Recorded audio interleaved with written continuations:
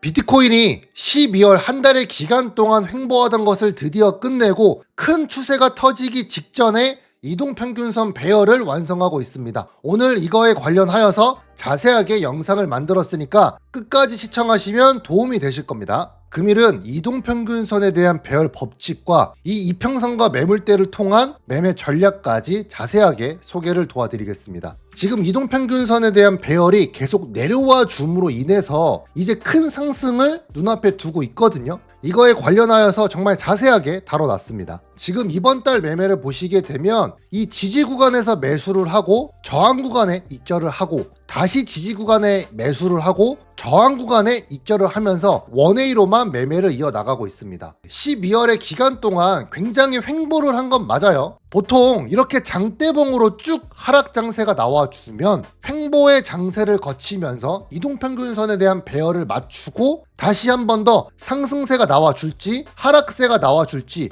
결정을 합니다. 왜냐면 무지성으로 쭉 하락하는 것은 알트코인에게만 해당이 되는 거고 비트코인은 시가총액이 워낙 높기 때문에 일직선으로 원웨이 하방이 나오는 것보다 하락이 나와주고 횡보를 거친 이후로 재차 하락을 합니다. 혹은 횡보를 거친 이후 재차 상승을 만들기도 하고요. 그래서 우리가 이 이동평균선 기준으로만 매매 전략을 세워야 하는 것입니다. 이런 얘기를 드리게 되면 제 영상을 처음 보시는 분들은 인증부터 해라라고 말씀을 하실 겁니다. 영상 관점 이외에 특별한 일이 없다라고 하면 매일 밤 10시마다 라이브 방송을 진행하고 있습니다. 가장 최근에 진행한 12월 26일 날 라이브 방송에서도 비트코인 5개를 87K에서 매수를 하면서 모든 매매를 함께 하였습니다. 따라서 비트겟에서 12월 1일부터 12월 28일까지 매매한 총 수익금을 보시게 되면 35,000불의 수익금을 가져갔으며 OKX에서는 총 12만 불을 벌었습니다. 그러니까 비트겟이랑 OKX 포함하게 되면 총 15만 불을 넘게 벌었으며 이거를 원화로 계산하게 되면 12월 달 내에 플러스 2억을 넘게 벌었습니다.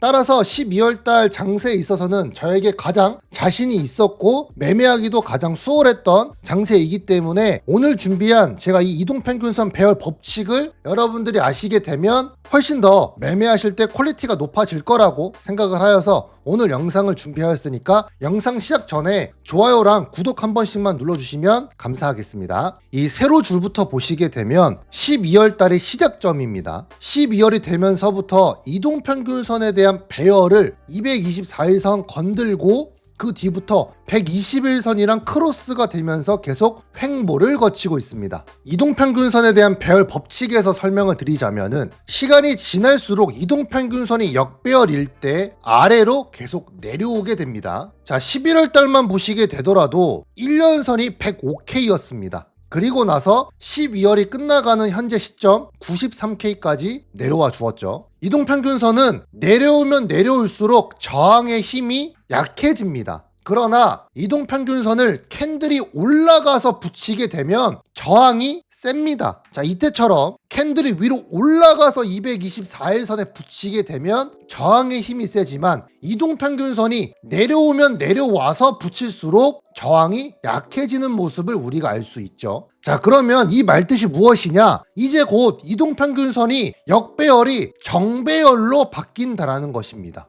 이게 무슨 말이냐면 이동평균선이 이미 많이 다 내려와 주었죠. 여기서 비트코인에 대한 가격이 90K 위로만 올라가 주더라도 이동평균선이 정배열로 바뀌게 됩니다. 지금 확대해서 보시게 되면 자, 이미 7, 21, 60 단기 이평선들은 정배열로 바뀌어 있고 이 121선, 224일선만 못 뚫고 계속 하락세가 나와 주었는데 여기 부근을 돌파해 주게 된다라고 하면은 역배열이 정배열로 바뀐다라는 것이죠. 그러면 1년선 또한 내려오면 내려올수록 저항의 힘이 약해질 거잖아요. 그러면 이제 완벽하게 하락세가 끝나고 상승 구조 전환이 된다라는 게 저의 이동평균선 배열 법칙입니다. 그래서 이 기준점으로 12월이 되었을 때 지지 구간에서만 롱 포지션을 잡으면서 저항대에 익절을 하며 매매 전략을 세웠던 것입니다. 어차피 어디까지 오를지 어디까지 내릴지는 신의 영역입니다. 하지만 우리가 어디에서 매수를 할지는 공부의 영역이거든요.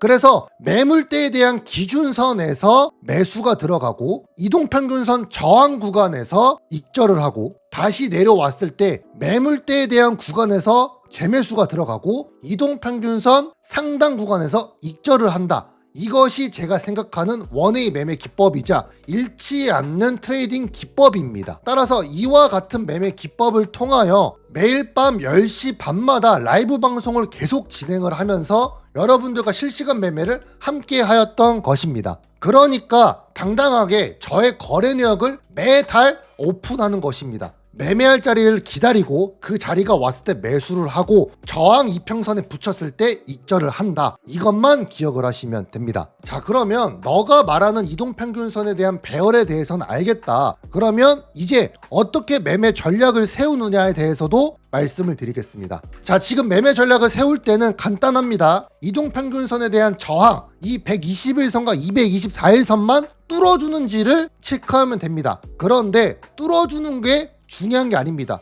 종가 마감으로 위로 올라타줘야 합니다. 자, 보시게 되면 12월 17일에서도 장대봉이 나왔지만 121선에 대한 저항을 못 뚫고 고꾸라졌습니다. 그리고 나서 또다시 재상승이 나와 주었지만 121선에 대한 저항을 종가 마감으로 넘기지 못하고 하락세가 나와 주었고, 금요일에서도 똑같습니다. 쭉 상승세가 나왔으나 종가 마감으로 넘기지 못하고 하락세가 나왔죠. 자, 그리고 나서 지금 다시 재도전을 하려고 움직이고 있는 상황입니다. 자, 여기서 이제 이 121선과 224일선을 종가 마감으로 전환을 시켜주면은 그동안 계속 저항맞고 떨어졌던 이동평균선에 대한 배열이 지지로 손바뀜이 되면서 강력한 추세 전환이 일어날 거라고 생각을 합니다. 그렇기 때문에 오늘 날짜에서도 86,926에서 롱포지션 5개를 보유하고 있는 것입니다. 저는 비트코인이 계속 상승세가 나와 줄 거라고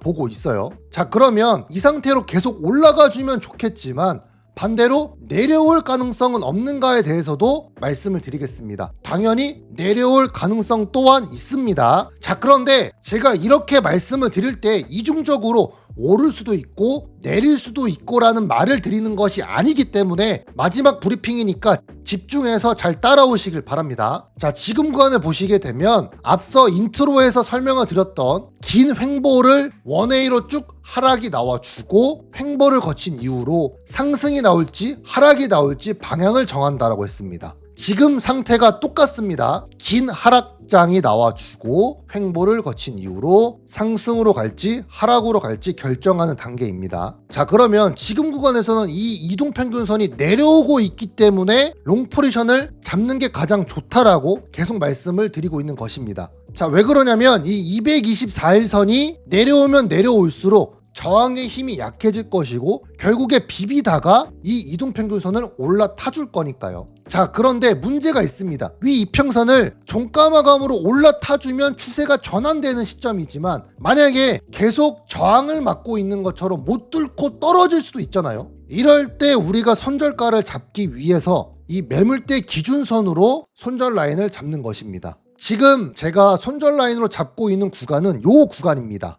84K가 이 12월 달부터 나와준 저점이거든요. 그리고 이 저점이 우상향하면서 이때 일본 금리 발표가 나오면서 추세가 전환이 되었습니다. 대다수가 일본 금리가 인상이 되면은 하락을 할 거라고 예상을 갖고 있었지만 선반영으로 해석이 되면서 반등이 나와준 유의미한 매물대 자리거든요. 그러니까 이 자리가 깨지지 않는다라는 전제하에 롱포지션을 계속 홀딩하고 있는 것입니다. 그래서 지금 5개밖에 매수 포인트를 안 잡은 것이고 떨어질 때마다 추가 매수를 하면서 이 매물대 근사치까지 매수 포인트를 가져가 볼 생각이에요. 그리고 이 매물대마저 이탈이 된다라고 하면은 손절을 하고 이 이동평균선 배열을 다시 한 번 더 기다려 볼 생각입니다. 추세라는 게 전환되려면 이 장기 이평선 역배열을 뚫어줘야 합니다. 지금은 하락장이 맞아요. 하지만 하락장이 끝나고 이 추세가 전환되는 시점을 우리가 맞이하는 구간입니다. 긴 하락이 나와주고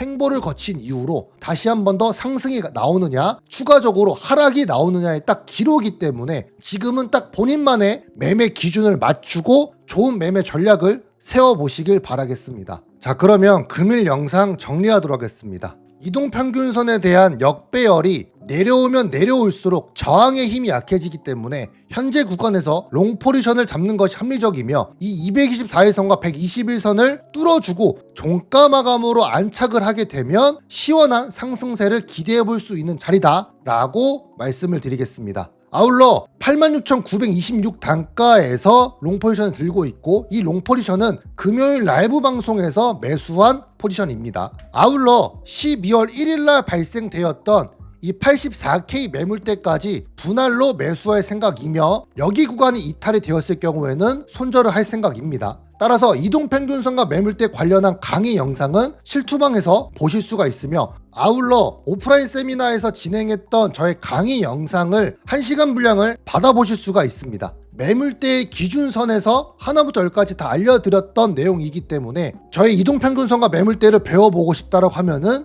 이 강의 영상이 큰 도움이 되실 거라고 생각을 합니다. 실투방에 입장하는 방법은 여기 매매기록 채널을 보시게 되면 자세하게 나와져 있습니다. 감사합니다.